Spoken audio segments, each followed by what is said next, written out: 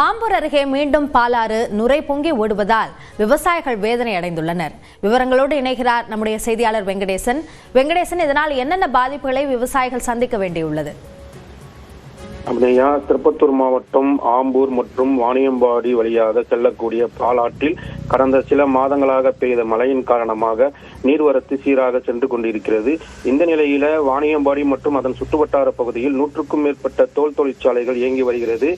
மேலும் சில தனியார் தோல் தொழிற்சாலைகள் நிர்வாகத்தினர் தொழிற்சாலையில் இருந்து வெளியேறக்கூடிய அந்த தோல் கழிவு நீரை பொது சுத்திகரிப்பு நிலையத்திற்கு அனுப்பாமல் நேரடியாக பாலாற்றில் திறந்து விடுவதால் இன்று மாராப்பட்டு பகுதியில் உள்ள தரைப்பாலத்தின் கீழ் பாலாறு நுரை பொங்கி துர்நாற்றத்துடன் ஓடுவதால் மேலும் மழைக்காலங்களில் தொடர்ந்து தோல் தொழிற்சாலைகள் நிர்வாகத்தினர் தோல் தொழிற்சாலையினுடைய கழிவு நீரை பாலாற்றில் நேரடியாக விடுவதாக தொடர்ந்து விவசாயிகள் குற்றம் சாட்டி வருகின்றனர். இதனால் பாலாற்று படையில் இருக்கக்கூடிய விவசாய நிலங்கள் நிலத்தடி நீர் மாசு அடைந்து வெகுவாக பாதிக்கப்பட்டுள்ளனர். மேலும் இங்கு அந்த தண்ணீரை மனிதர்கள் மற்றும் கால்நடைகள் கூட பயன்படுத்த முடியாத அளவிற்கு மாசடைந்து காணப்படுகிறது. இதனால் விவசாயிகள் தொடர்ந்து மாவட்ட நிர்வாகத்திடம் புகாராக தெரிவித்த நிலையில் இதுவரை எந்த நடவடிக்கையும் எடுக்காததால் விவசாயிகள் வேதனை அடைந்துள்ளனர். மேலும் இனி வரும் காலங்களில் இது போன்ற பாலாற்று நேரடியாக கலக்கக்கூடிய தோல் தொழிற்சாலைகள் மீது கடுமையான நடவடிக்கை எடுக்க வேண்டும் என்பதுதான்